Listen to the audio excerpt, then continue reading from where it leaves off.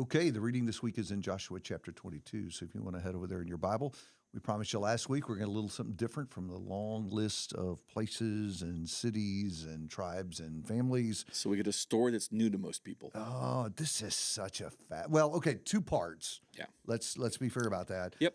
Part of what's happening in about the first 9 verses is those tribes who are settling on the east side, who were required to go back, to come in and help conquer, they're now being allowed to go back to their families. And it's a relatively uplifting session in that, it's repeated a couple of times in this relatively short section, and there was blessing, Joshua's blessing them. I mean, so it's really upbeat, it's really positive.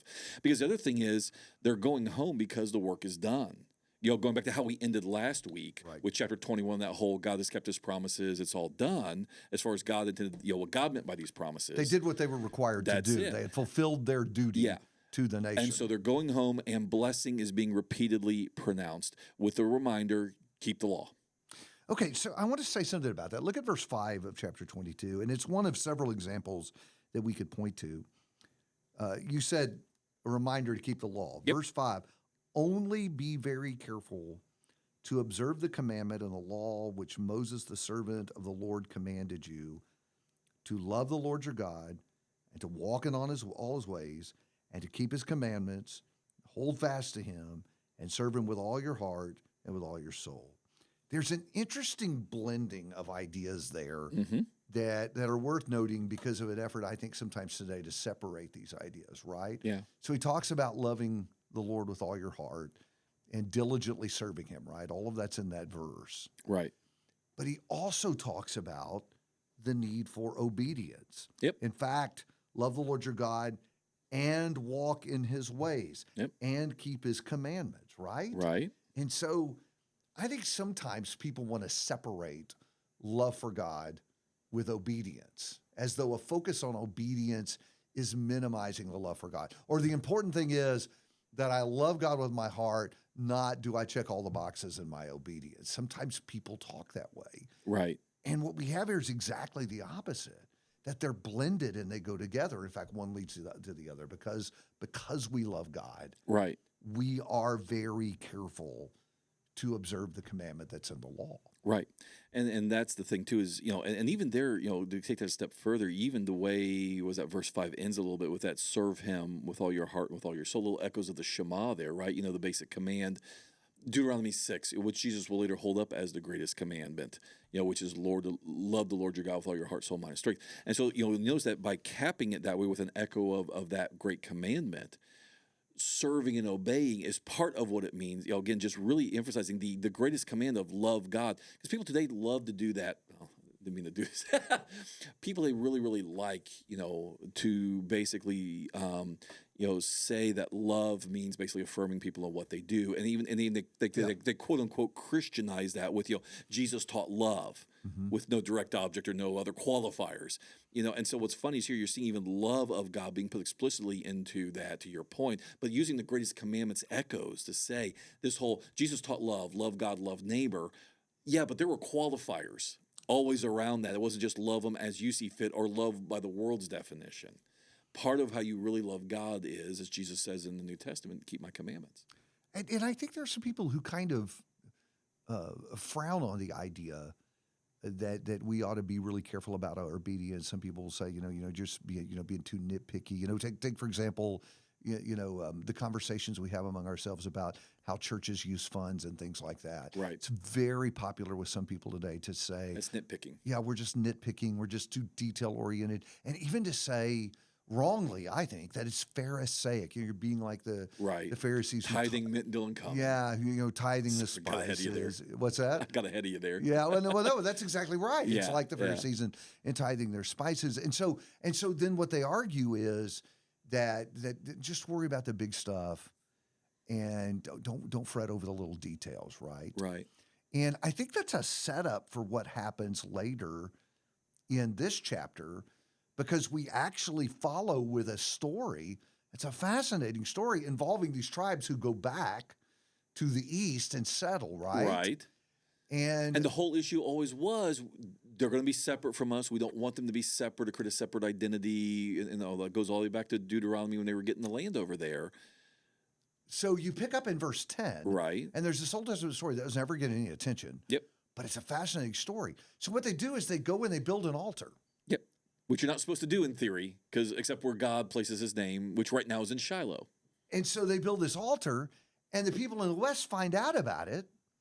I think we've got commandment breakers already. Yeah, so notice they don't say, well, but that part of the law is just a detail. It's a long way all the way back to Shiloh when you live in Gad. And it doesn't say, it's about God and they love God. And so even the altar's not authorized. God knows their heart, and they mean well. Their intentions are good. They want to worship. Who's against worshiping God? Yes, exactly.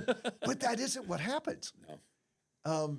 They're ready to go to war with their own brethren over this. Well, and that's what actually I like, because the details matter in these stories, right?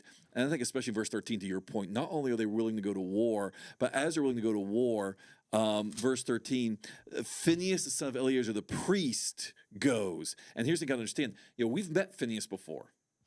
We met Phinehas in the book of Numbers, and Phinehas is the priest who understands, that it's not just, offering sacrifices and reading the law and teaching the law. Being a priest means carrying a sword sometimes, right. or a spear actually in Numbers, because the whole point in Numbers was when Phinehas saw the rank, defiant sin of the people at the Baal Peor incident, Phinehas took a spear, went into the offender's, fornicating tent, and killed them both. And so why do we know that, you didn't just say they sent a delegation or sent an army or whatever. They took Phinehas. Why? Because this is a priest who is known for his zeal in defending the holiness and the integrity of God's law and God's people. If you're going to sin in Israel on Phinehas's watch, be prepared to die. So the spirit of this generation is that because we love the Lord our God, we're going to keep his commandments. And in this case, including the commandments, is you just go throw up altars anywhere you want to. Yeah. Of course, what's fascinating about this story is when confronted, the people in the East have a whole different story about this. Yeah, we're not trying to build a rival faction or another denomination. Worship at the church of your choice. Yeah, in fact, it's exactly the opposite. Right. It's not an altar, it's a monument to remind us where we're supposed to worship. And by the way, it's been a while, but because this goes back to January, February-ish. But in the book of Joshua at the beginning, they were very big on setting up stone markers. Right. Whether it's the setting up the memorial, the stone, the 12 stones when they crossed the Jordan. Sometimes less inviting stone memorials, like the one over Achan, but a reminder of what happened there, or the stone cairn they built up over the kings of the Canaanites who were called at the cave after they vanquished them. And so there's been a history throughout the book of setting up stone-based memorials and markers as reminders of. And so in one sense, within the context of the book of Joshua, doing this actually is not out of left field, though it may seem like that to us. They have been building memorials and markers throughout their time in the land per this very book itself. It's just been a while because we've been doing lot lines and city platting for a while. That's right. Well, the interesting to me is now you end up with some cautionary teaching on the other side that we need to be careful about making assumptions about people. Yeah. And the value of actually having conversation. Before going to war, they have a conversation, right? And they find out this isn't all what we thought it was, right? And we didn't understand what they were doing, and they're actually able to settle this amicably pretty quickly once they sit down and talk to each other. Right. And so, in verse 32, everybody goes following, everybody goes home. And what's funny is, and they called the altar witness, for they said, is a witness between us that Yahweh is God. So that's the whole point. This is for illustrative purposes only. We will not be actually sacrificing anything on it. Yeah, and to me, that is such a vital reminder that when we have an issue with someone, that we need to go and talk to them. Yeah. We need to go and have the conversation. And oftentimes not literal combat, but brethren go to war each other over misunderstandings. And, I remember a lady coming to me one time and saying she'd been mad at me for 7 years. This is a biblical number. I had no idea. And when she explained to me what had upset her, a misunderstanding. Really simple. In fact, it was misunderstanding about the meaning of a word. Oh, man. She interpreted a word this way. I meant it that way. And look, it took a minute to fix it. 7 years to have the conversation. Mm. And it just ought not to be that way among us. So what a great example here, first of their powerful spirit about we got to do what the law says, even if it means calling out and punishing our brethren when they're violating the law. And then the second lesson is, yeah, but have the conversation. Right. Make sure you know what's going on. Make sure you have your facts straight. So, wow, really, really rich chapter this week to stop and ponder the lessons, some things to have conversation with kids about. Really, really great section of teaching, and hope that it'll be a blessing to you as you make your way through chapter 22 this week.